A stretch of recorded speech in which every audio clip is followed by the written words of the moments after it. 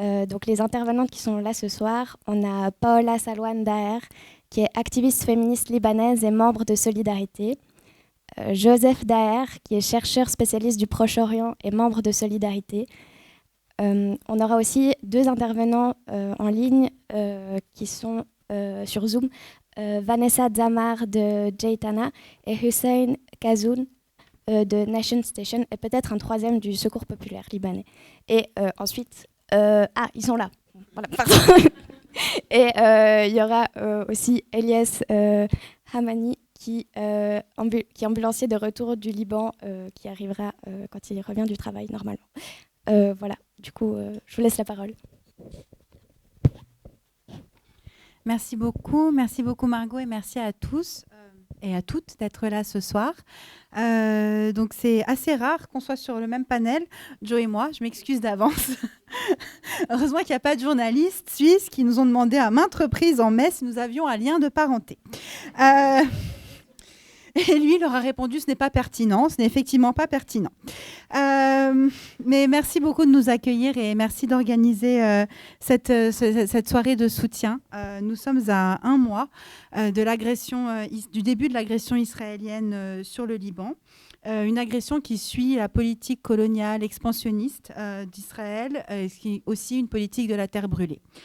Donc on peut voir que Israël, sous couvert d'attaques contre le Hezbollah, cible les civils sans discrimination, attaque les hôpitaux, le personnel médical, sans respect aucun du droit international ou du principe de distinction. On a vu notamment que au sud Liban, Israël suit la même politique que celle appliquée à Gaza, c'est-à-dire qu'il y a des notices d'évacuation complètement irréalistes de 3 minutes, 5 minutes à l'avance. Les personnes n'ont même pas le temps de se déplacer parce qu'on ne peut pas parler de véritable évacuation à ce stade. Israël viole toutes les normes et les standards de droit international en lançant du phosphore blanc. Donc il y a une volonté, non seulement, quand on parle de terre brûlée, c'est non seulement de cibler les civils, de détruire et de démanteler le système de santé. Il y a 2 jours, on a pu voir des missiles lancés sur des ambulances. Depuis le début de l'agression, Israël a tué, si je ne me trompe pas, 178 membres du corps médical, ce qui est absolument énorme et qui dénote d'une politique systématique d'annihilation de ce système, c'est-à-dire qu'on cherche à tuer, on cherche à empêcher que les blessés soient secourus, mais également par l'utilisation de certaines armes et de certaines armes chimiques comme le phosphore blanc notamment, qui est une arme qui est interdite par le droit international humanitaire. Il y a une volonté de polluer et une volonté de rendre en fait la vie invivable suite à cette agression. Et ça, c'est ce qu'on a beaucoup vu dans le sud, mais également des frappes qui ont ciblé différentes parties de Beyrouth et même en dehors de Beyrouth, plus vers le nord. Cette agression a résulté dans plus d'1 million de déplacés internes et autres. Les attaques qui sont ciblées autour de l'aéroport ont rendu le trafic aérien extrêmement difficile. La plupart des compagnies occidentales ont annulé leur vol vers Beyrouth. Il ne reste que la Middle East. Donc ça devient aussi très compliqué pour les personnes de fuir. Il faut noter que c'est encore plus compliqué pour les personnes qui étaient déjà précarisées, comme les travailleurs migrants et les travailleuses migrantes, par exemple, dont beaucoup d'employeurs les ont abandonnés, qui se sont retrouvés avec leurs papiers ou encore retenus par leurs employeurs, qui sont sous le système de kefala, donc qui sont le système d'un esclavage moderne, on va dire, qui était déjà un problème avant cette agression, et maintenant qui se retrouvent prises dans cette situation, sans recours, souvent très peu d'aide et de soutien de leurs ambassades, et donc qui sont en train de s'organiser elles-mêmes en collectif pour se soutenir les uns les autres, dans un contexte, il faut le dire aussi, de racisme systémique. Donc il y a vraiment des personnes qui sont affectées de manière disproportionnée. On peut voir ça aussi pour des travailleurs migrants syriens ou pour des réfugiés syriens qui avaient fui le conflit et la guerre en Syrie, et maintenant qui se retrouvent dans une situation où ils essayent de rentrer en Syrie sans savoir ce qui peut se passer avec eux et ce qui va advenir d'eux et de leur famille. il y a aussi, on observe également un flux en fait de Libanais qui essayent aussi de fuir par la Syrie ou qui prennent le bateau pour aller à Chypre. Donc c'est une situation où également les personnes déplacées internes souvent n'ont nulle part où aller. Donc il y a des réseaux de solidarité qui s'organisent au niveau national, comme on va le voir avec les camarades qui sont en ligne. Mais on voit des scènes absolument aberrantes et abominables de personnes qui dorment à même le sol à Beyrouth ou sur la route, ou là où ils peuvent trouver recours et de l'abri. Tout ça dans un contexte d'un pays qui était déjà exsangue, avec de multiples crises politiques, économiques qui se superposent à cette agression israélienne, avec un gouvernement démissionnaire, même pas véritablement de gouvernement, et qui jusque-là, en fait, était corrompu jusqu'à la moelle, qui s'en est mis plein les poches et qui continue. Et donc, qui n'est d'aucun secours à la population et aux personnes qui sont touchées par cette agression. Je finirai juste par faire une petite liste en fait de toutes les normes et les résolutions de droit international qu'Israël viole quotidiennement et qui continue de violer. Et je pense que c'est important parce que je pense que dans l'histoire de l'humanité, aucun État, on a donné carte blanche de cette manière-là à aucun État. Et que si un autre État se permettait de faire ça, il n'y aurait pas juste 145 sanctions contre ses dirigeants, mais elle serait mis au banc des affaires diplomatiques et des espaces multilatéraux. Donc, Israël a violé toutes les résolutions de l'ONU, qu'elles soient du Conseil de sécurité ou de l'Assemblée générale des Nations unies. C'est un État qui s'applique à diffamer les procédures spéciales du Conseil des droits de l'homme qui sont en train d'essayer de faire de la documentation de preuves des violations qu'Israël est en train de perpétrer, c'est un État, c'est une puissance occupante, excusez-moi, qui refuse de collaborer avec les mécanismes mandatés par les différentes instances onusiennes, comme par exemple la commission d'enquête de l'ONU qui a été mise en place par le Conseil des droits de l'homme, qui a déclaré le secrétaire général des Nations Unies persona non grata et qui viole toutes les normes de droit international humanitaire, de droit international des droits humains. Et les normes qu'ils ne violent pas, ils les réinterprètent. Donc on a pu voir qu'il y a longtemps déjà, ils ont réinterprété l'interdiction de la torture, qui est une interdiction absolument absolue en droit international coutumier et sur toutes les branches de droit international, et qu'il a pu la réinterpréter en la faisant acceptable dans certaines circonstances. Donc on peut voir en fait à quel point il bafoue tout l'ordre, soi-disant, qui avait été l'ordre international qui avait été mis en place, qui en fait montre clairement ses limites et qui montre à quel point c'est quand même pour beaucoup d'appuis occidentaux d'Israël. On peut voir qu'il y a quand même deux poids, deux mesures, un double standard, et que le droit international est à géométrie variable. Ceux qui les violent ne sont pas égaux. Dans cette situation dont j'ai peint les grandes lignes, il y a des réseaux de solidarité qui sont en train de s'organiser parce qu'il n'y a que le peuple qui sauve le peuple et que nous n'avons que les uns les autres. Surtout dans le contexte libanais, qui s'ancre vraiment dans une solidarité avec le peuple libanais, avec toutes les personnes qui sont au Liban, donc pas juste les citoyens, et aussi avec le peuple palestinien, parce que nous avons conscience que notre libération passe aussi par la libération de la Palestine, parce que l'agresseur est le même et les politiques sont les mêmes. Et donc ce soir, pour nous parler de ces réseaux de solidarité qui se sont mis en place, je suis très très très contente et émue nous avons un camarade aussi du Secours populaire libanais. Donc bonsoir, et j'aimerais donner la parole. Je pense qu'on va commencer par Vanessa, et après Arsène, et après notre camarade du Secours populaire. Merci beaucoup de vous joindre à nous ce soir. Bonsoir, vous m'entendez bien? Oui, Ouais. Bonsoir, merci beaucoup pour l'introduction.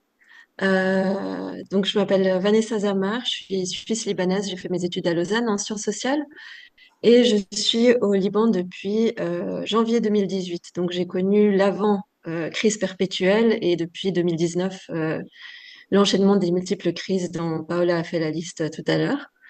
Euh, En 2021, donc ça c'était dans un contexte d'hyperinflation et de crise sanitaire avec le Covid, post-explosion du port de Beyrouth, on a monté l'association Geyetna, enfin, c'est un collectif féministe qui lutte contre la précarité menstruelle de manière compréhensible. Donc, l'idée, c'était de pas simplement distribuer des serviettes jetables, mais aussi d'apporter d'autres produits, d'autres options, pour que les personnes, peu importe leur classe économique, aient le choix du confort pendant leurs règles, et puis aussi de parler de l'accès aux toilettes, à des toilettes propres, qui est aussi un gros problème en ce moment avec la guerre dans les refuges. Donc avoir accès à des toilettes, avoir accès à des options de produits de notre choix, avoir accès à une éducation et de la recherche sur les règles et sur les mots qui y sont liés, et avoir accès à une personne ou un endroit pour en parler de manière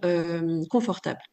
Et donc, depuis 3 ans et demi, on œuvre en faisant des événements à travers le pays avec les différentes communautés qui vivent sur le sol libanais pour parler des expériences menstruelles. Donc, on va parler du côté social et communautaire des règles, quels mots on utilise, comment on en parle en famille, comment on en parle devant les gens, est-ce qu'on en parle devant les hommes, pourquoi, quels sont les mythes qui y sont liés, comment le domaine médical prend en compte la douleur des femmes et souvent, bien souvent, la sous-estime. Donc, c'est toutes des choses que d'habitude, on a l'espace et le temps d'aborder pendant des événements qui durent 2 à 3 heures pour vraiment avoir le temps de discuter et d'ancrer cette expérience qui est perçue comme individuelle et privée dans un côté collectif et politique. Parce qu'en fait, il y a eu un épisode, et puis là, ça se reflète encore maintenant avec la guerre qui y a aujourd'hui. En 2020, le gouvernement libanais avait établi une liste des produits qui allaient recevoir des subsides pour éviter justement qu'ils soient trop soumis à l'inflation qui touchait tous les produits de base et tous les autres produits. Et en fait, dans cette liste, il y avait les rasoirs qui étaient inclus, donc qui étaient protégés, dont le prix ne bougeait pas, mais les produits menstruels n'avaient pas été inclus, alors que les produits menstruels sont fabriqués au Liban, donc il n'y avait pas de frais d'importation ou quoi. Et donc c'est là que ça a un peu mis la discussion des règles comme sujet politique et surtout en temps de crise enfin, dans les discussions, de dire bah, en fait le fait de pas en parler, le fait que ce soit perçu comme quelque chose à gérer en privé fait qu'il y a des conséquences tout à fait politiques où c'est exclu en fait des politiques publiques et surtout dans le cas du Liban en cas de crise comme on a maintenant. Et donc là, depuis le début de la guerre, on est face donc à plusieurs centaines de milliers de déplacés. C'est estimé à passer 1,5 million de déplacés à l'intérieur du Liban très rapidement. Donc ça veut dire qu'en une journée, on a eu des centaines de milliers de personnes qui sont arrivées. Donc, il y a des endroits qui ont doublé de population.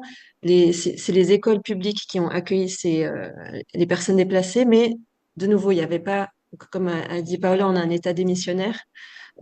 Quand il s'agit du côté social de l'État, il y a rien du tout. Par contre, quand il y a des forces de l'ordre, ça, ils sont bien présents. Mais du coup, c'est des volontaires, des petites associations comme la nôtre qui ont dû prendre le relais très rapidement. Donc, il y a eu comment on dit, une augmentation de la violence très rapide le 23 septembre. Et en fait, le 24, toutes les petites associations comme la nôtre ont dû réorienter toutes nos activités pour faire vraiment de l'aide d'urgence. Donc, c'est-à-dire, nous, on s'est retrouvés à distribuer des dizaines de milliers de serviettes à travers tout le pays. Donc là, en 6 semaines, on en a distribué 20 000. Donc, ça veut dire qu'il y a 20 000 personnes qui ont reçu des serviettes de notre part. On est une équipe volontaire. On est 3 personnes sur place au Liban à pouvoir faire le travail et des personnes à l'extérieur qui s'occupaient de gérer toutes les demandes sur nos réseaux sociaux. Ce qui se passe là, ça montre à quel point bah, il y a un côté de... On a eu l'habitude d'avoir des crises. Par exemple, avec Hussein de Nation Station, on a l'habitude de travailler ensemble depuis bientôt 4 ans. Donc, en fait, en une nuit, on était déjà tous en contact les uns avec les autres, à savoir qui appelait pourquoi. Mais ça montre aussi une défaillance du système d'ONG qu'il y a au Liban, parce que vu qu'on a un État démissionnaire depuis des années, il y a beaucoup de grandes structures qui sont censées pallier au manquement de l'État. Et là, on voit qu'il y a, enfin, on est dans un cas exceptionnel où il y a énormément de besoins très vite. Mais voilà, on est beaucoup à devoir prendre le relais et à faire s'occuper d'actions herculéenne depuis 6 semaines. Donc voilà, là on est un peu en train nous de réorienter notre action pour réduire le nombre de personnes auxquelles on va pouvoir apporter de l'aide, mais le faire mieux, c'est-à-dire apporter de nouveau des produits réutilisables, des bouillottes d'eau chaude parce qu'on approche vers l'hiver avec le froid, les douleurs de règles et les symptômes liés aux règles augmentent. Donc, c'est très important, les bouillottes d'eau chaude. On a mis ça dans nos listes justement de demandes de dons. Et l'option des réutilisables, parce que comme ça, les personnes ne sont pas dépendantes de nous. Parce que là, on se retrouve dans un cas où les gens à qui on a donné au début nous redemandent les mêmes quantités de serviettes. Et donc, on ne veut pas rentrer dans un processus de dépendance avec les personnes. C'est très déshumanisant aussi. Et on a envie de pouvoir recommencer à faire des sessions, que ce soit des cercles de discussion même d'une demi-heure, avec peut-être des jeunes filles qui ont le règle pour la première fois, dans des conditions, je veux dire, l'accès aux toilettes, c'est une des grandes questions des shelters qu'il y a ici. Et toutes ces questions-là de confort pendant les règles sont dans le rouge, pour pas faire de jeu de mots, dans la situation dans laquelle on est aujourd'hui. Et c'est le cas pour plein d'autres domaines, mais voilà, nous, se concentre là-dessus. Donc voilà, merci beaucoup pour votre attention. Et s'il y a quoi que ce soit comme question, je suis là. Et on a notre page Instagram. On essaye au plus de documenter ce qu'on fait et d'informer sur la situation.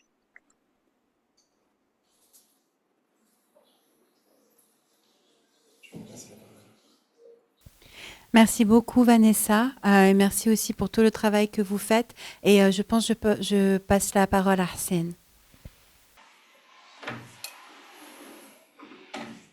Bonsoir tout le monde, c'est Hussein de Nation Station. Je pense que Vanessa a bien expliqué la situation, comment elle s'est passée, et vous aussi, tout à propos de la guerre. Je pense que c'est inutile de recommencer ça. Mais pour parler un peu de Nation Station, nous on est nés le jour après l'explosion et on était juste un groupe de potes qui vit à Jaitewe, qui a 2 kilomètres 2 kilomètres du port et c'est une des villes les plus surpeuplées du ouais.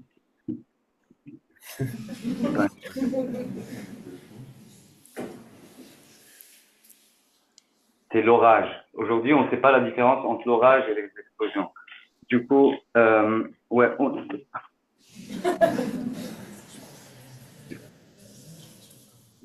c'était troublant les 4 dernières années. Du coup, comme je disais, on vit dans un endroit un peu surpeuplé de Beyrouth. Du coup, il y avait beaucoup de travail à faire ici après le blast. Et on est vite passé de mouvements communautaires entre amis à en fait, c'est une CSO, on n'est même pas une ONG, on est enregistré comme une compagnie civile, je sais pas comment ça s'appelle en Europe, mais c'est comme une ONG, mais pas vraiment une ONG. Ça n'a pas les mêmes lois. Du coup, pour bien nous décrire, c'est vraiment un groupe de beaucoup de personnes. Déjà, on est bien placé.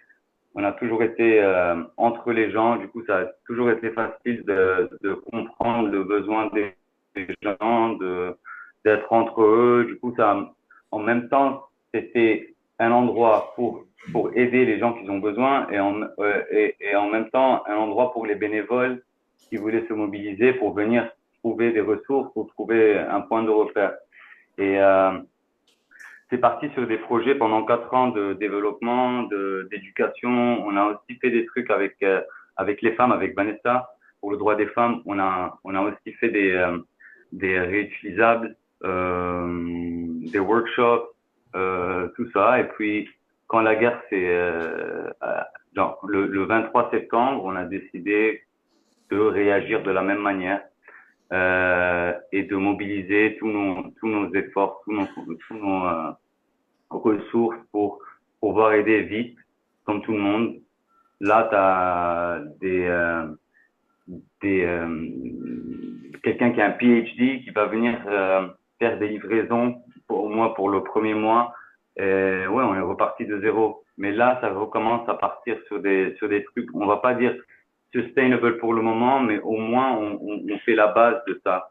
Par exemple, je vais juste donner un exemple et j'ai fini. Là, une initiative qu'on a commencée, c'est au lieu de prendre des centres de personnes qui sont toujours dans le même endroit, genre dans des shelters, ce qu'on est en train de faire, c'est au lieu de donner juste de la bouffe ou donner juste un truc, c'est de rentrer en plusieurs initiatives, de donner tous les besoins possibles. Du coup, on va donner l'exemple, nous et Jeyetna.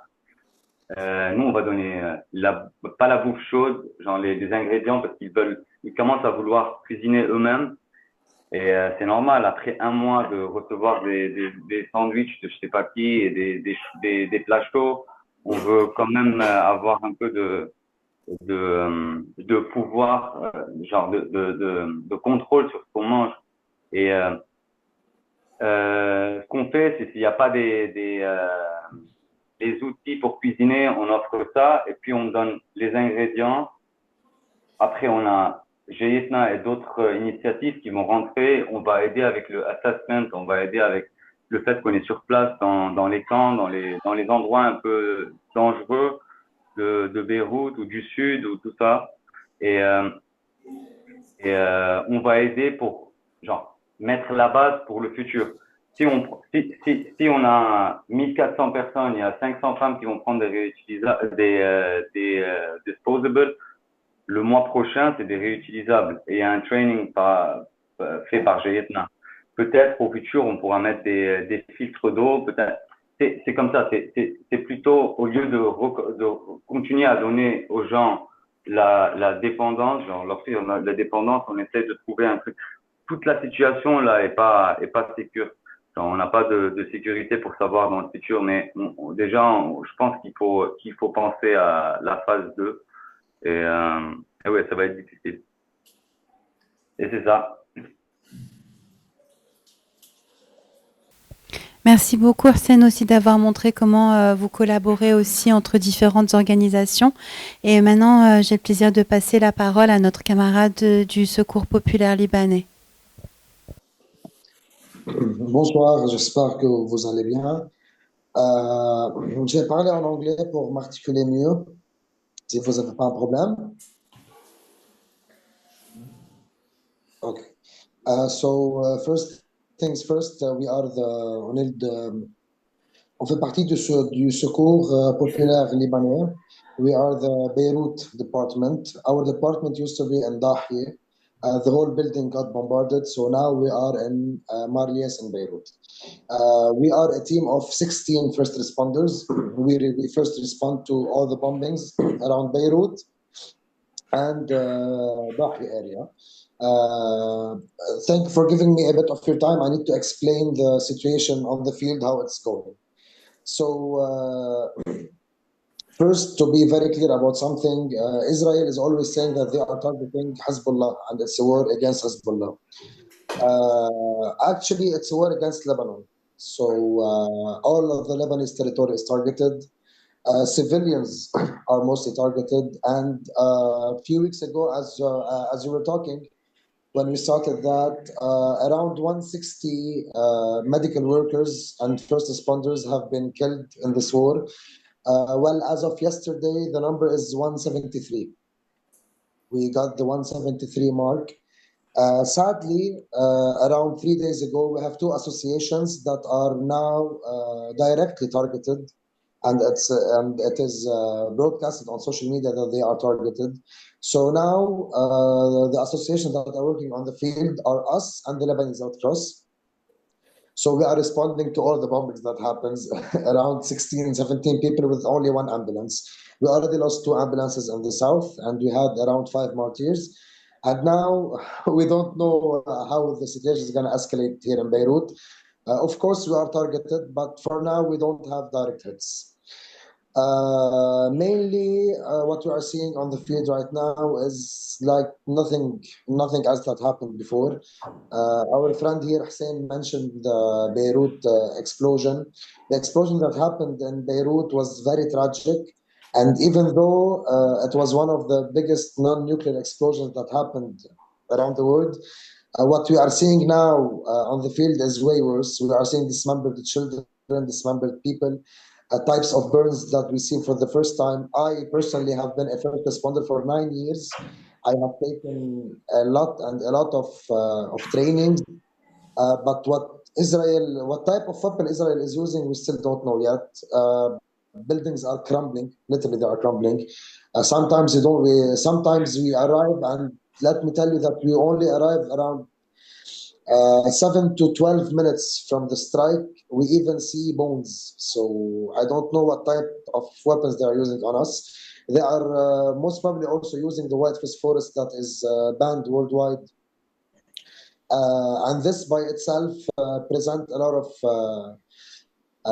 challenges on how the way we can transport people, the way we can treat them before going to hospitals. Now in Beirut, we have 13 hospitals around Dahya area that are out of service. So the hospitals are really crowded, but they are still managing to treat the wounded. For us,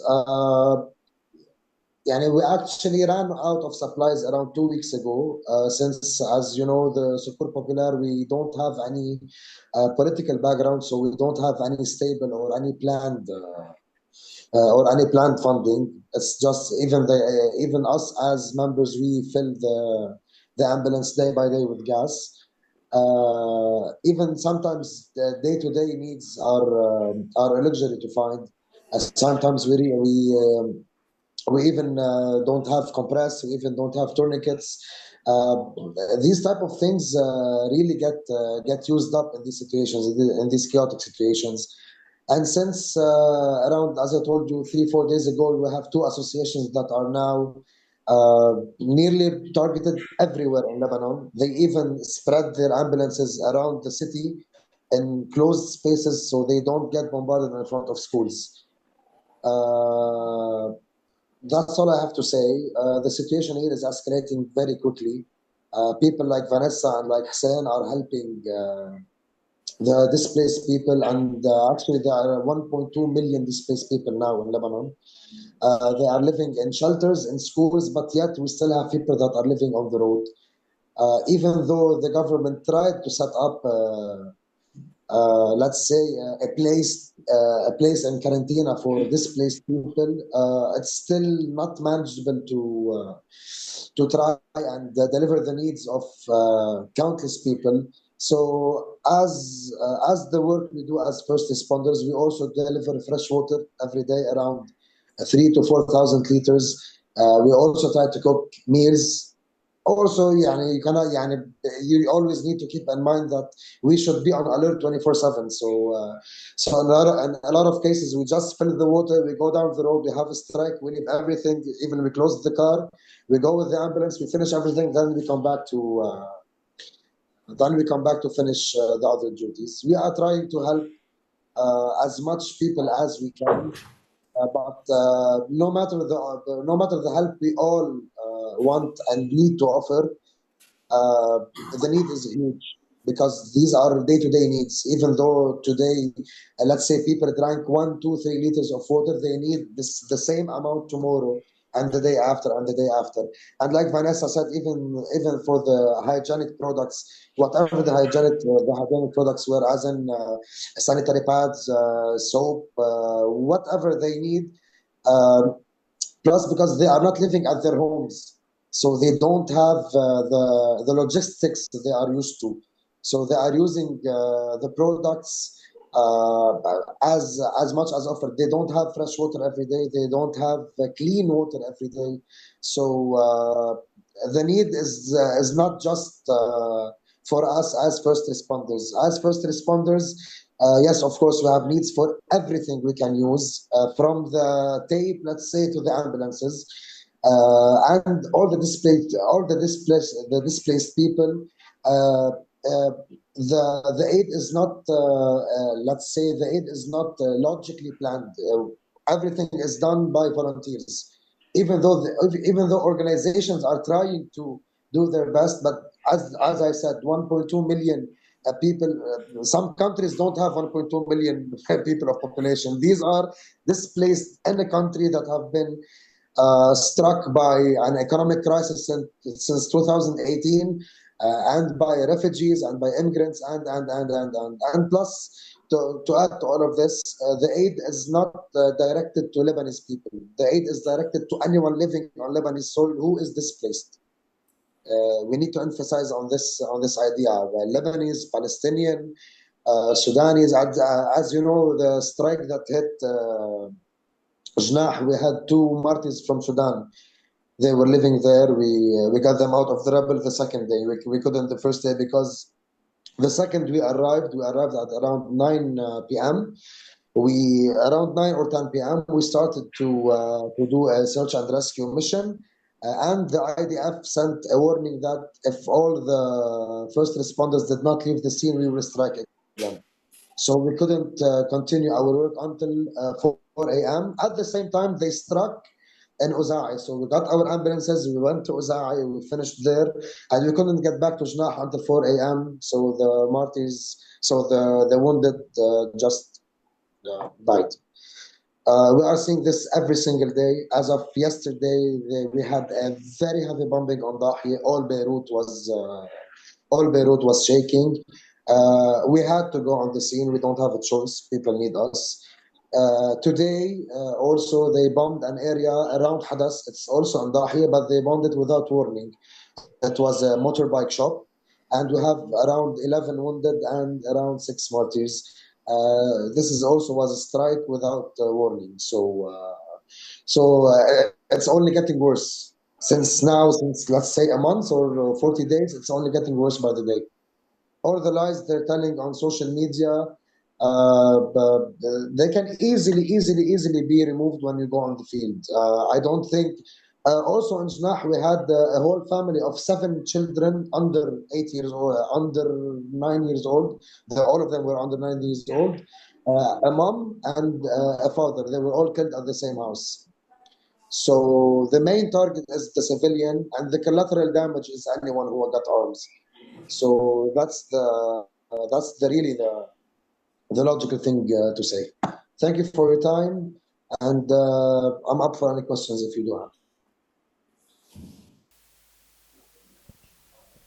Thank you so much for your intervention.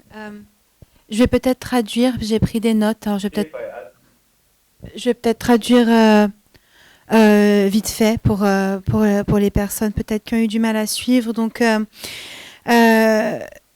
Donc Israël dit que c'est une guerre contre le Hezbollah, mais en fait c'est une guerre contre le Liban.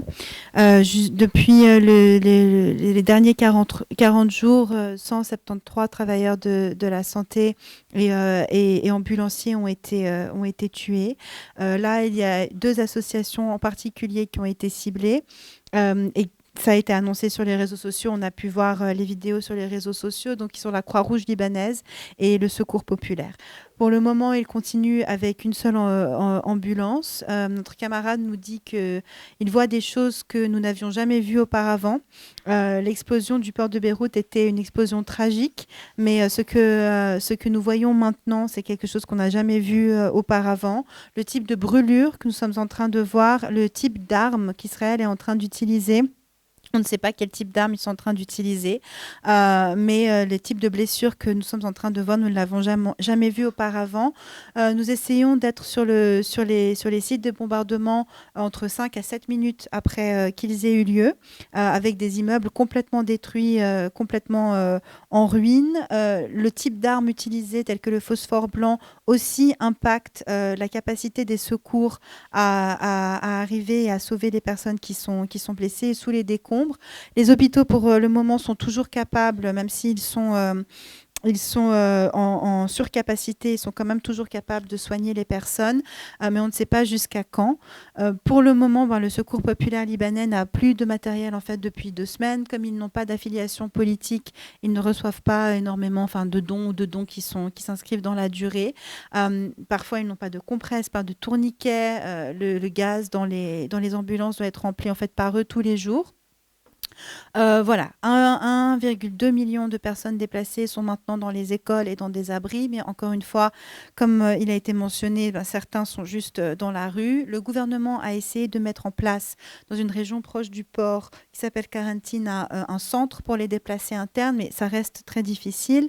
Le Secours populaire libanais ne fait pas juste un service entre guillemets d'ambulance, mais distribue de l'eau propre, cuisine des repas, et ils sont tout le temps en alerte. C'est-à-dire qu'à un moment, moment, ils vont être en train de distribuer de l'eau. À un autre moment, ils vont être sur un site qui a été bombardé. Pardon. Ils essayent d'aider le nombre maximum de personnes, mais c'est difficile d'inscrire cette aide dans la durée. La logistique est très difficile à mettre en place avec un nombre tel dans un pays déjà exsangue.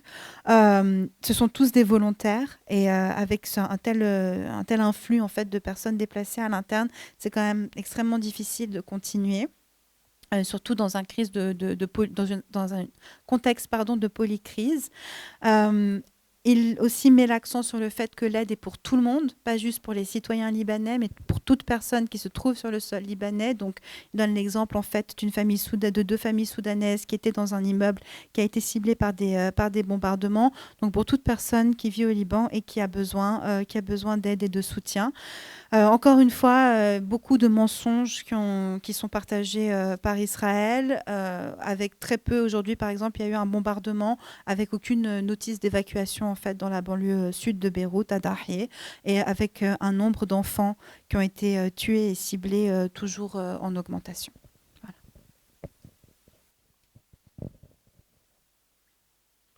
Bon, tout d'abord, avant de prendre la parole, je voudrais que peut-être on félicite et on applaudit les camarades pour leur travail.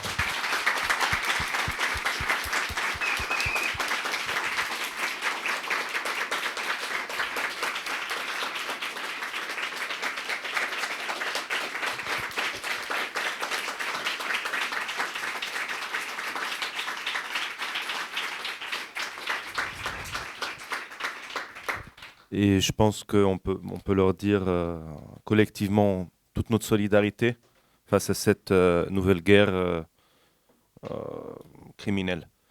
2-3 mots pour mettre un peu dans le contexte cette nouvelle guerre contre le Liban.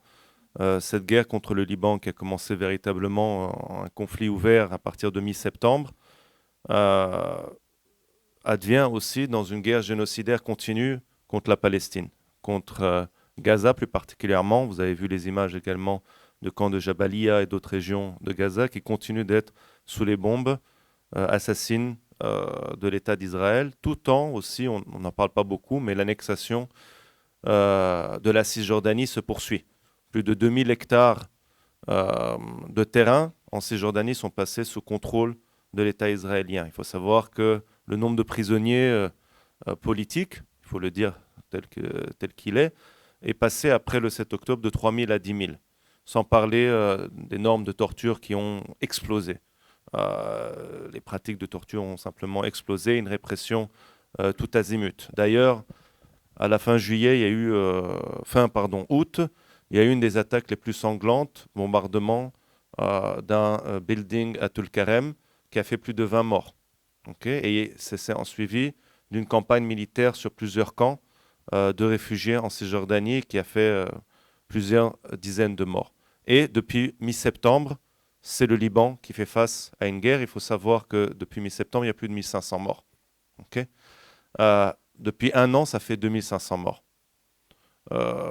Pour avoir été à Beyrouth à plusieurs reprises avant l'été, quand vous étiez à Beyrouth, vous entendiez parler de la guerre. Même vous alliez jusqu'à un peu plus au sud, à Saïda, pendant 1 an, vous aviez des échos. Mais là, comme ça a été dit par les camarades, c'est sans comparaison. De même, pour beaucoup de gens qui ont vécu la guerre de 2006, déjà une guerre contre le Liban d'Israël, ils vous disent c'est encore pire. C'est encore pire et déjà c'était destructeur. Et en fait, à travers plusieurs histoires, avant de rentrer plutôt dans l'analyse, c'est aussi une guerre qui est... c'est une nouvelle tragédie de déplacement forcé. Tellement d'histoires, on a parlé des gens du Sud. Ce n'est pas la première fois. Et ça, c'est quelque chose d'important et je reviendrai par la suite. Ce n'est pas la question du Hezbollah. De la même manière, ce n'est pas la question du Hamas. Okay. Ça, c'est dangereux à dire ça. Mais bon. La première, si vous voulez, le Liban, depuis la Nakba, en 1948, ça veut dire la création de l'État d'Israël et le déplacement forcé de plus de 700 000 Palestiniens, a subi déjà des attaques du Liban, de l'État d'Israël. Déjà quelques mois après l'établissement de l'État d'Israël en 1948, en septembre ou en octobre, 2 villages libanais ont subi un massacre, notamment le village de Houla et un autre, plusieurs dizaines de Libanais assassinés. Vous aviez le sud Liban qui subissait déjà dans les années 50-60 des bombardements israéliens, et de même, l'aéroport de Beyrouth avait été, toute sa flotte de Middle East, une grande partie de sa flotte, éliminée, tout simplement, sa flotte aérienne, par l'État d'Israël, à la suite d'une action d'un commando palestinien à l'étranger. Israël avait pris prétexte pour attaquer le Liban et l'aéroport de Beyrouth. Ensuite, et ça vous montre que c'était même avant la présence, toute l'instrumentalisation qui est faite continue de l'armée d'occupation d'Israël, mais aussi de l'État d'Israël, que c'est la présence de combattants. Les forces combattantes palestiniennes sont véritablement arrivées en force, si vous voulez, au début des années septembre. Après Septembre Noir, en Jordanie, où vous avez eu un massacre par le royaume de Jordanie, compte pas simplement des combattants palestiniens, mais également des civils palestiniens dans les camps de réfugiés, et également des civils jordaniens qui avaient rejoint la lutte pour la Palestine. Et les gens du Sud, 78, première occupation du Sud Liban. 82, c'est le siège de Beyrouth, un siège meurtrier de plusieurs semaines. Bombardement, empêcher que des vivres arrivent et qui va pousser au départ forcé de l'Organisation de la libération de la Palestine. Occupation d'une grande partie du Liban, du Sud Liban, de 82 à 2000. Et jusqu'à aujourd'hui, vous avez les fermes de Sheba qui sont occupées. 2006, nouvelle guerre de 33 jours. Donc, ça, c'est pour replacer le contexte des déplacés du Sud, de Dahieh, la banlieue sud de Beyrouth, dont vous avez beaucoup entendu parler. Mais aussi, c'est l'histoire d'autres déplacés, des Palestiniens, Palestiniennes. 2 camps dans le Sud particulièrement qui ont été visés par des bombardements israéliens. Je pense au camp de Rachidiyeh, qui initialement a été construit pour les réfugiés arméniens à la suite du génocide. Ensuite, c'est les Palestiniens qui sont venus occuper ce camp. Mais aussi le camp de Bourj Balajne, qui a été aussi la cible d'attaques de l'armée d'occupation israélienne, de bombardements. Moi, je connais des familles, personnellement, qui ont dû fuir la Syrie, la guerre en Syrie, la répression du régime syrien, Bourj Balajne au Liban, et de nouveau, ils doivent fuir. Donc c'est aussi une histoire de déplacés continus. Finalement, vous avez encore l'histoire des réfugiés syriens, qui, selon des chiffres, sont 1 million au Liban, sur une population de 6 millions. De nouveau, c'est une histoire de déplacement, forcés de quitter leur pays à cause de la guerre, de la répression, ou peut-être de la crise économique, encore pire. Vous avez à peu près 200 000, 250 000 Syriens, Syriennes qui sont revenus. Mais aussi, là où il faut regarder, c'est la démographie de ces gens qui sont revenus. 60% ont moins de 18 ans. Et la grande majorité du reste, c'est des femmes et des personnes âgées. Ça veut dire que la majorité des hommes qui continuent à travailler sont obligés de rester au Liban parce que la situation est encore pire au niveau économique en Syrie. C'est juste pour vous rendre compte de la tragédie dont on est en train de vivre. Une histoire de déplacement continu à cause de l'oppression, à cause des guerres israéliennes menées contre cette région. Donc ça, c'était important, je pense, de replacer dans ce cadre-là cette histoire de déplacement continu. Et en même temps, voilà, depuis mi-septembre, on a atteint, comme je vous ai dit, un autre niveau de violence.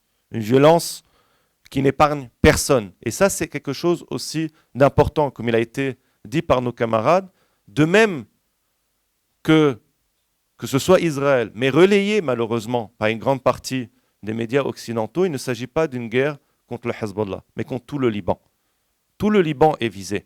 Bien sûr qu'il y a des régions qui sont plus visées, dans lesquelles il est dit, et ça c'est aussi un problème, pas simplement sémantique, mais politique de fond. Quand vous parlez de régions qui seraient du fief du Hezbollah, ou bien des quartiers tout simplement du Hezbollah, comme à Gaza, on vous dit, c'est des infrastructures du Hamas. C'est un fief du Hamas. Ce que vous faites, c'est que vous rendez ces civils la cible légitime de bombardement, parce que quand vous dites Hamas ou Hezbollah, vous dites terroriste dans la propagande, que ce soit israélienne ou relayée malheureusement par la majorité de la propagande et des médias dominants occidentaux. Et ce qui fait que dès lors, ça devient, bon, finalement, ce n'est pas forcément que des civils. Non, c'est des civils. Et quand les premières attaques qu'on peut caractériser de terreur, quand ils ont attaqué les beepers pardon, les beepers, qui ont fait plus de 30 morts, mais plus de 3000 blessés. On entendait, c'est des membres du Hezbollah. Mais ce qu'on n'a pas dit, c'est des membres d'institutions civiles, aussi militaires, mais aussi d'institutions civiles. De la même manière, il a été parlé de plus de 170 secouristes qui ont été assassinés, dans lequel vous trouvez des gens également qui étaient issus du Conseil Secours Islamique affilié au Hezbollah. Et je vais dire très clair, pour ceux et celles qui ne me connaissent pas, moi je suis opposé politiquement au Hezbollah. Je l'ai dénoncé, sa trajectoire politique, son programme politique depuis bien longtemps. De la même manière que je ne suis pas un soutien politique d'organisations de type Hamas, mais la question aujourd'hui c'est de dire on défend le droit des opprimés, quel qu'il soit, à se défendre face à une agression armée. On défend le droit aux civils de ne pas être des cibles d'un État qui, en toute impunité, commet du terrorisme quotidien. Un terrorisme quotidien qui touche tous les Libanais et Libanaises, tous les Palestiniens et Palestiniennes. Et ça, c'est quelque chose de très important, je pense, de faire passer dans cette soirée de solidarité. Qu'au-delà de nos différences politiques qu'on peut avoir avec des partis, que ce soit au Liban, en Palestine, nos solidarités vont en premier lieu à des peuples opprimés par l'État d'Israël, soutenus complètement par les États occidentaux.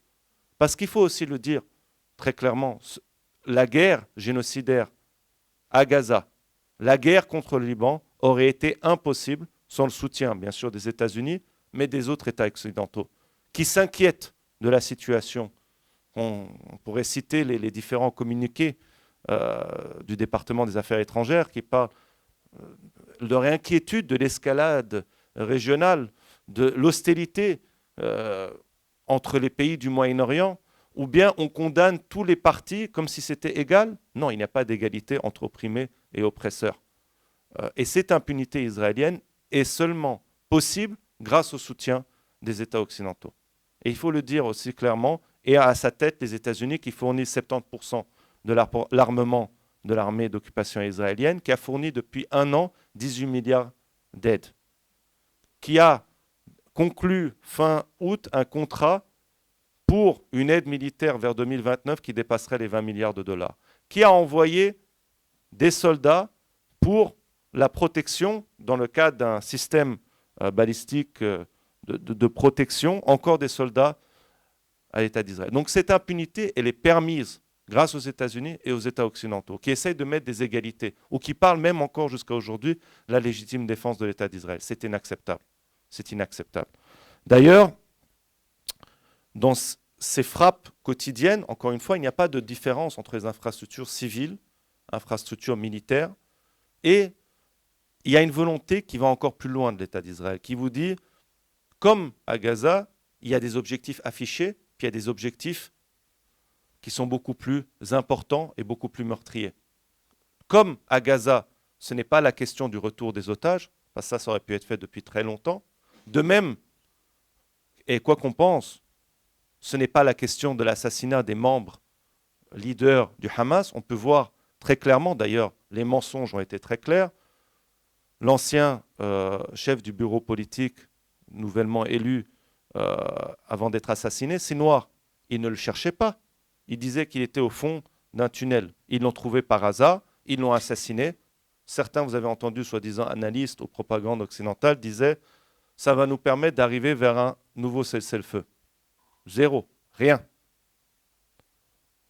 Dans le cadre du Liban, il ne s'agit pas de ramener les déplacés du nord d'Israël, qui sont à peu près 50 000 à 60 000. De même, il ne s'agit pas simplement d'affaiblir militairement le Hezbollah, mais il s'agit d'affaiblir militairement, politiquement le Hezbollah et créer les conditions d'une guerre civile au Liban. Quand vous avez des discours de Netanyahou et de son porte-parole qui dit aux Libanais « maintenant c'est le moment pour attaquer le Hezbollah ». Maintenant aussi, ils font une utilisation, une instrumentalisation des tensions confessionnelles. Parce qu'il ne faut pas se cacher, il y a une solidarité qui se met en place au Liban par des associations, par des gens qu'on a entendus. Mais la situation est très tendue politiquement. Et Israël met de l'huile sur le feu. Un autre, et encore pire que les statements, c'est les bombardements des régions qui reçoivent les réfugiés du Sud, les déplacés internes d'Ahyé, de la banlieue sud et autres. Pour vous donner un exemple concret, il y a quelques semaines, il y a un village du nord du Liban, proche de la ville de Zghorta, Yota, où vous avez eu le bombardement d'un building qui recevait une famille du Sud, 20 civils assassinés. Et le message était très clair. Tous ceux et celles qui reçoivent des déplacés sont des cibles légitimes. Le lendemain, vous aviez une partie des autres maisons qui disaient « on est désolé, on ne peut pas recevoir ». Donc il y a une volonté de créer véritablement aussi les conditions d'une guerre civile. Et ça a été répété par les dirigeants et par leurs pratiques politiques, de créer les conditions d'une guerre civile. Donc ce n'est pas simplement une question de retour des déplacés. Finalement, les dernières paroles de Netanyahou nous rappellent le début des années 2000 avec Bush fils, la volonté d'un nouveau Moyen-Orient. Quel nouveau Moyen-Orient? Un nouveau Moyen-Orient encore meurtri et qui ne profitera à personne. Un Moyen-Orient dirigé et consolidé par l'envie de renforcer l'influence des États-Unis et de leurs alliés dans la région. Donc ce nouveau Moyen-Orient, c'est des nouvelles catastrophes. Cette impunité, elle se poursuit. Et dès lors, les guerres, que ce soit contre les Palestiniens, Palestiniennes, contre les Libanais, Libanaises, mais c'est sans oublier les bombardements également de l'armée d'occupation israélienne en Syrie, pas simplement contre des cibles dites du Hezbollah ou pro-iraniennes, mais contre des civils également au Yémen. Sans oublier, voilà, les attaques qui ont eu lieu en Iran. Et encore une fois, moi je suis opposé politiquement à la République islamique d'Iran, aux différents régimes autoritaires qui sont dans cette région, mais c'est Israël qui est le principal facteur d'instabilité. Et cela grâce au soutien encore des États-Unis et des principaux États occidentaux. Dans ce cadre-là, quelle solidarité, quelle solution face à l'hypocrisie, comme l'a dit Paola auparavant, de deux poids, deux mesures. À bien des égards, et j'ai déjà répété, Gaza est le reflet de notre monde en crise. D'un monde en crise politiquement, dominé par le fait que le droit international, les droits démocratiques fondamentaux sont bafoués complètement, soi-disant y compris par les dites démocraties occidentales, garants du droit international, garants des droits démocratiques fondamentaux. Dans ce cadre-là, il ne suffit plus pour le DFAE de dire on s'inquiète, on condamne les hostilités ou la violation des droits internationaux, etc. Ce qu'il faut dire, c'est boycott des investissements, sanctions. Il est inacceptable de continuer à collaborer avec un État qui viole le droit international de manière quotidienne depuis plus de 75 ans, qui mène une guerre génocidaire selon les principes, selon les déclarations de la Cour internationale de justice, d'un État d'apartheid, comme caractérisé par des organisations de droits humains, y compris israéliennes de type B'Tselem, d'un État qui même refuse les bases d'une solution à deux États qui devient de plus en plus impossible à mettre en pratique. Le Parlement israélien a voté il y a quelques mois, début de l'été, un refus de deux États. Un Parlement israélien qui refuse que l'UNRWA, la plus grande agence humanitaire, puisse faire son travail. Et dans ce cadre-là, la Suisse est complicite en voulant couper le Parlement, sous un vote majoritairement de l'UDC, Parti libéral, veulent couper les fonds vers l'UNRWA. Il ne faut pas simplement s'opposer à cela, il faut dire qu'il faut plus de fonds. Il faut plus de fonds. Il faut couper les relations avec un État criminel, d'apartheid, colonial et raciste. C'est inacceptable qu'on collabore avec ce type d'État. Et ça, on doit se battre tous et tout ensemble pour aller vers l'avant. Parce que sans cela, c'est les guerres continues. Mais pas simplement, c'est aussi nos droits démocratiques qui sont mis en cause. Nos droits démocratiques de pouvoir manifester, de pouvoir s'organiser. Parce qu'on voit qu'à travers la question palestinienne, les dénonciations des crimes au Liban et dans la région, on essaye d'enlever nos droits démocratiques fondamentaux. Donc quand on met en avant BDS et autres, on continue à s'organiser comme des soirées comme ce soir, mais comme depuis un an, on défend aussi nos droits démocratiques fondamentaux. Parce qu'une victoire ici, ce sera une victoire pour les Palestiniens et Palestiniennes, d'empêcher toute collaboration avec cet État criminel. Et de la même manière, quand les Palestiniens et Palestiniennes gagnent, quand les Libanais et Libanaises gagnent, c'est une victoire pour nous parce que c'est un affaiblissement de nos classes dirigeantes qui sont complices dans ces crimes au quotidien. Donc, mettez bien dans vos têtes que nos destins sont liés. Nos destins, véritablement, dans cette perspective, doivent être mis en avant, de dire on luttera, on continuera à lutter ensemble parce qu'on a besoin de ça. Merci.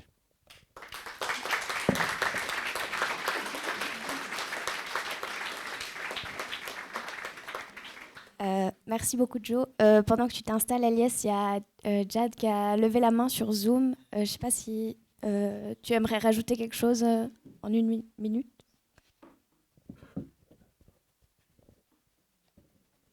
On dirait pas. Bon, bah, du coup, vas-y, Elias. Voilà. Salam alaikum, bonjour. Je crois que je suis le dernier à passer avant le repas. C'est juste, donc je vais essayer de pas trop faire long. On m'a demandé de faire un retour sur le voyage que j'ai fait au Liban et mon retour la semaine dernière. Je vous avoue que je sais pas trop en toute honnêteté, j'ai pas préparé grand-chose et je sais pas sur quel aspect je peux préparer ça. Il y a tellement de choses à dire et en même temps, ben, c'est des choses que vous savez déjà. Je pense que j'ai pas été là pour la plupart des intervenants, mais je pense qu'on vous a expliqué la situation catastrophique. Je pense que je vais prendre en exemple juste un exemple visuel que j'ai pu vivre et puis de comment on l'a vécu avec les camarades sur place. Je suis désolé, je suis un peu essoufflé, j'ai dû courir pour arriver à l'heure.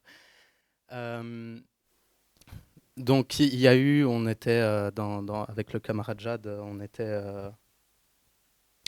dans l'endroit où on commence, enfin le lieu de vie un peu, en tout cas mon lieu de vie pendant ces quelques jours. Et puis on reçoit les nouvelles via les canaux Telegram. Je pense que la plupart d'entre vous êtes dessus.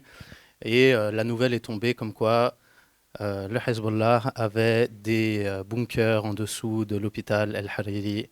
Et puis qu'il y aurait, soi-disant, des liasses de billets, des missiles, de l'or. Donc enfin, pas évidemment, mais malheureusement, c'est évidemment une stratégie mensongère. Ce qui s'est passé quelques heures après, je pense que vous le savez. Donc, ils ont bombardé à quelques dizaines, enfin, je sais pas, enfin, depuis l'endroit où ils ont bombardé, on voyait l'hôpital, c'était quoi? C'était quelques mètres.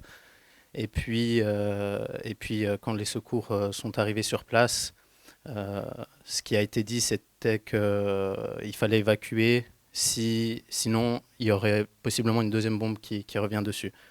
Et ça, d'un point de vue médical, on le prend d'une manière très particulière, parce qu'évidemment, quand on a une situation de catastrophe en Suisse, un éboulement de terrain, un effondrement d'immeubles, etc., nous, ce qu'on aimerait faire, c'est du pré-triage. Donc, en quelques mots, on aimerait arriver sur site et commencer à faire le pré-triage de patients pour prioriser qui ira à l'hôpital en premier. C'est malheureusement une stratégie qu'on ne peut pas mettre en place dans un contexte comme celui-là. C'est censé pouvoir être le cas même en temps de guerre si les personnes respectaient le droit international. Je pense qu'on se rend compte depuis 76 ans que ce n'est pas le cas.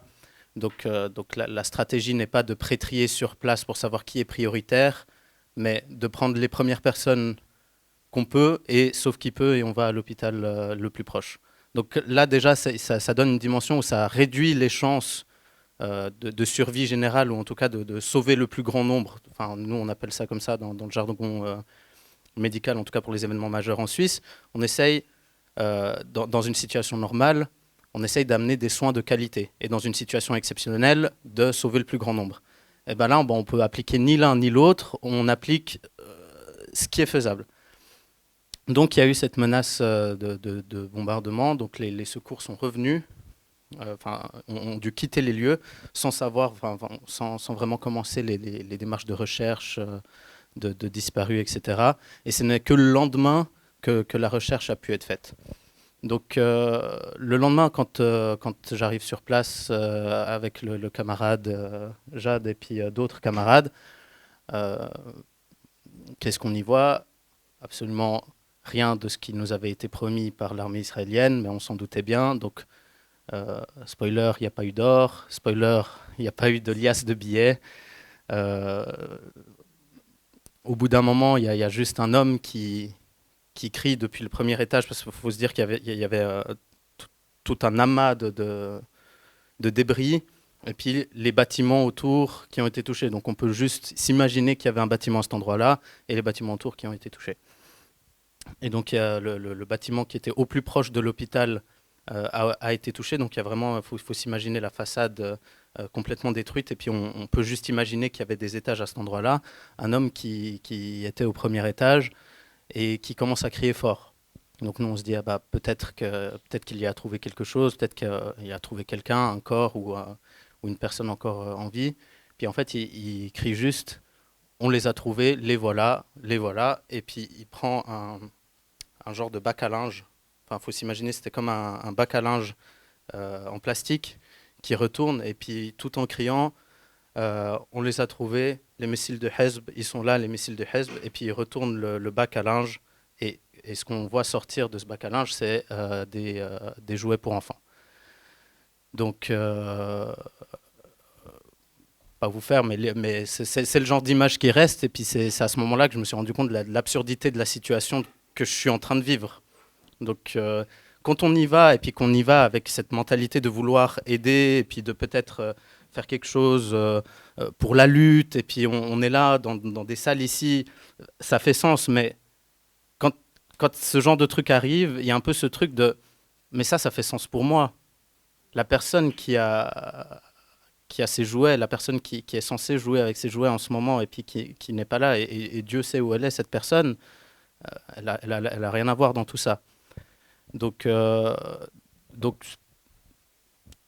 ouais, puis moi, d'un côté, ça m'a aussi mis en perspective. J'ai un neveu qui a 4 ans, que j'aime beaucoup, qui vit ici en Suisse de manière prospère, et je lui souhaite tout le bonheur. Mais en voyant ça, c'est typiquement le même genre de jouet qui se retrouve dans la chambre de mon neveu. C'est des dinosaures en plastique, des trains en bois, des jouets de Spider-Man. Enfin, je veux dire, c'est l'innocence que mon neveu a ici en vivant en paix. Enfin, certes, dans un pays extrêmement réactionnaire avec énormément de problèmes, qu'on continuera à lutter contre ça, mais certes, au moins il a la sécurité.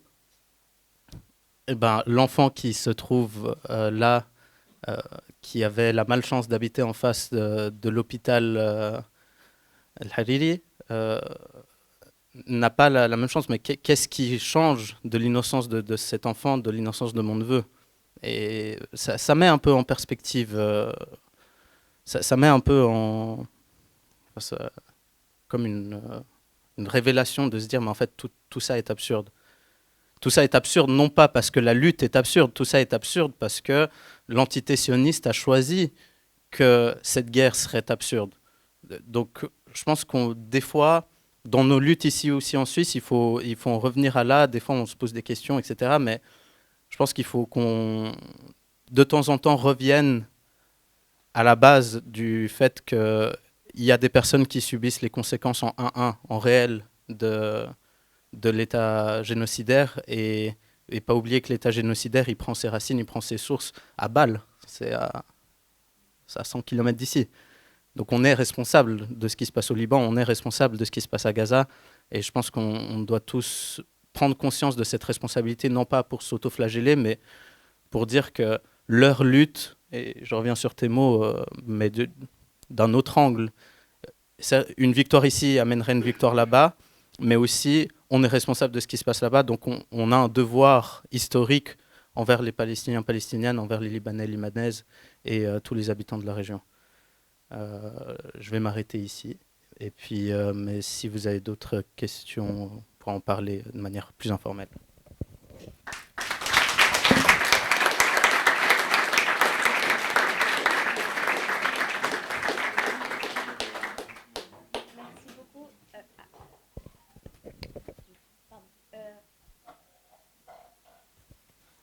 Merci beaucoup. Il y a Hussein, je crois, qui aimerait dire quelque chose, qui a mis un message.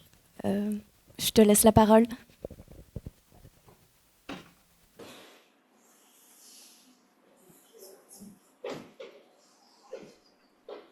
Alors, je voulais rajouter un truc, c'est En fait, c'était pour ajouter sur en fait, maintenant Joseph et Elias, c'est ça? Euh, que le travail qu'on est en train de faire là, la plupart du temps, on sent que ça aboutit à rien.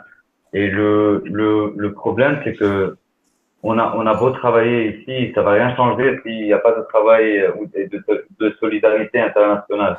Si les gens ils se bougent pas un peu en Europe, ça va pas changer.